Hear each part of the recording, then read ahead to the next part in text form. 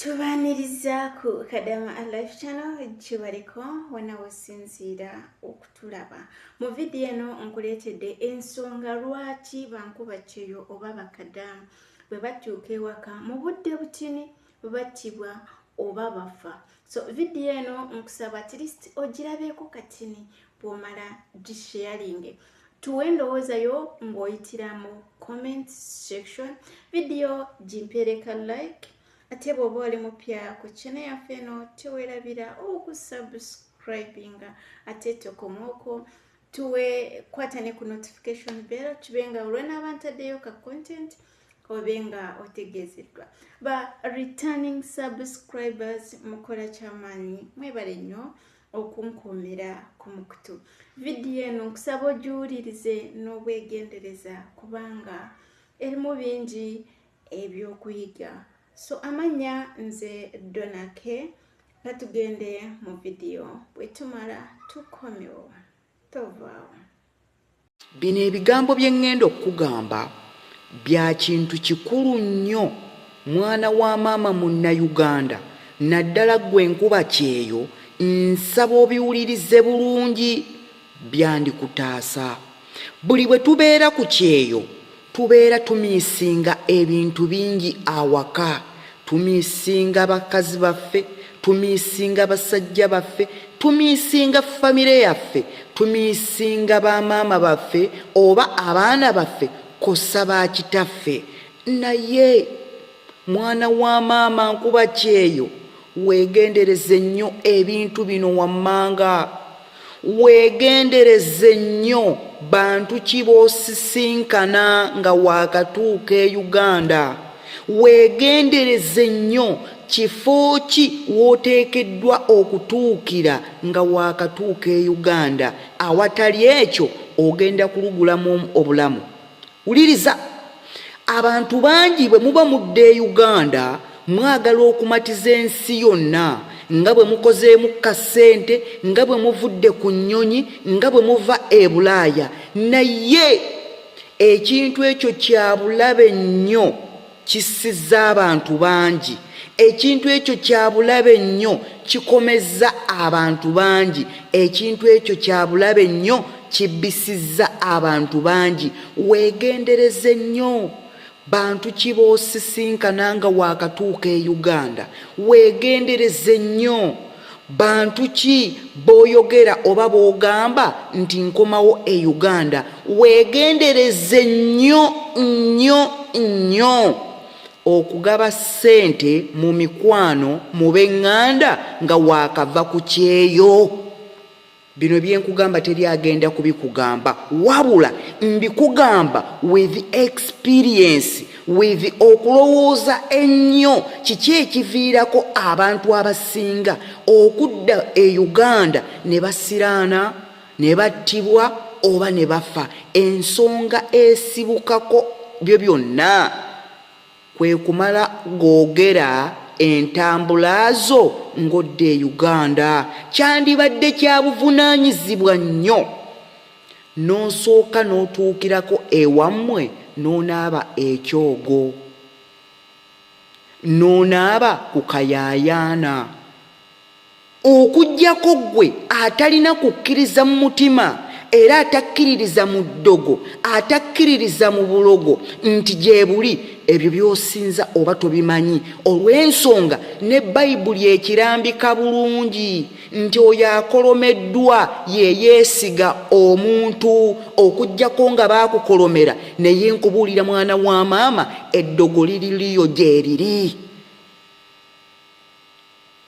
Sitaani asobola okukozesa omuntu okutuukiriza ebiruubirirwa bye n'ofiira mu bintu eby'ekisiru. Emyaka egy'ekivubuka, emyaka gyaffe si gya kufa. Ne Kurani ekyogerako emyaka egyaffe gibeera gya kukola, gibeera gya kuweereza Katonda. Naye ekisinza okuleeta obuzibu abavubuka okugulagajjalira obulamu bwabwe. Yesu ovudde ku Kyeyo n'oyagala olaga ensi yonna. Abantu si basanyufu.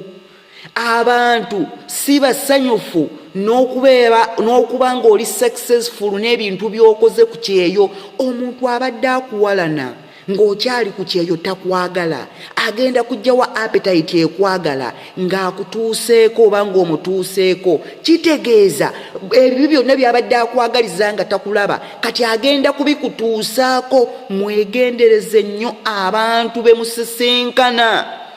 Mwakola emikwano ku social media, mugifudde baganda bammwe, temumanyi wa gye bava, temumanyi kiki kyakwagaliza na kiki kyakupulaningira, n'osooka weeyabya wenna.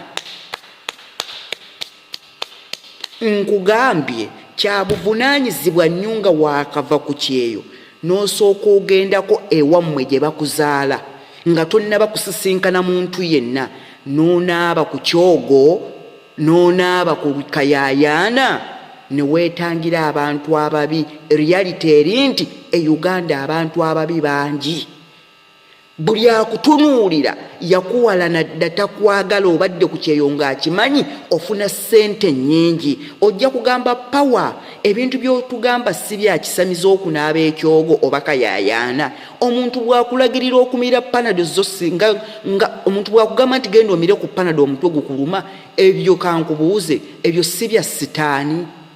Lwaki nze bwe naaba kayayaana eddagala olabira ddala nga ngenze wa sitaani? Igwe bw'omira empeke gye bakola mu kayayaana oba togenze wa sitaani? Tukozese nnyo logikiba Abafirika, tubeere bagezigezi, tulowooze nnyo, twefumiitirize nnyo. Nkugambye weewalenga nnyo abantu, oba beera mwegendereza ku bantu ki b'otuukirira.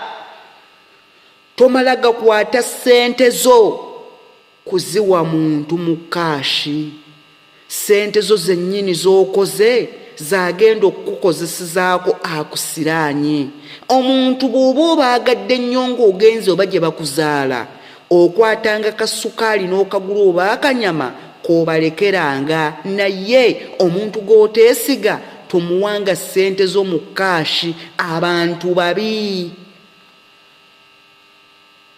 Bino information gye nkuwa bayinza obutagikugamba, kubanga bajja kukubuzaabuza ensi yaffe yayonooneka, nti omuntu asinga okubeera omubi yasinga okwekweka mu ddiini. Omuntu asinza okubeera ow'omutima omubi akulembeza kigambo kya Katonda n'akutuusaako obulabe. Kati eno information ngikugamba ng'omuvubuka oba Munnayuganda n'omutima ogukulumirirwa n'okulabula okubeera omwegendereza n'ensi, naddala gwe Nkuba-Kyeyo. Nkugambye weegendereze nnyo abantu b'osisinkana, weegendereze nnyo abantu b'osheyalinga nabo ssente ne b'osheyalinga nabo idea zo oba entambula zo. Kya buvunaanyizibwa osooka otuukirako ewammwe gye bakuzaala oba wa maamawo oba mu bantu bo bwe weesiga, onaabe ku kyogo nga tonnaba kwetaba mu bisiraani by'e Uganda. Ebisiraani kye ŋŋamba bye basobola okutuusaako mu bulamu. Akuwe nnyo omukisa kitegedde, atakitegedde wakana ebyo byammwe. Anti mugenda kwoza nze mu linnya lya Jesus terikisobola kuntuukako. Bwebyo Bannayuganda nze mbamanyi. N'abo boolaba bafudde, boolaba basiraanyi, nabo baayogeranga ekigambo ekyo. Katonda agamba lubaala embeera nga n'embiro kw'otadde. Katonda ayamba yeeyambi. Gwe ddaawo olole emikono otuule, Katonda agenda kukukuuma. Katonda ajja kukukuuma ng'osoose kwekuuma. Akuwe nnyo omukisa. Ategedde information eno, atagitegedde awo gwamanyi. Kankuddiremu, bw'oba oddayo Uganda mu vacation oba ng'okansolinze ova Nkuba-Kyeyo, weegendereze nnyo abantu b'oyogera nabo, abantu b'ogenda okusisinkana, iwa wogenda okutuukira, abantu b'osheyalinga nabo idea yo. Beegendereze nnyo, wadde emikwano okoze mingi ku social media. Akuwa omukisa apawarifi. Njagala Mukama akusisinkana asumulula embeera ezikusiba. Njagala Mukama akusisinkana abeeko kyakutula mu bulamu bwo. Leka omutima gwo guyayaane gwegomba ekisa kya Katonda, weegomba okubeera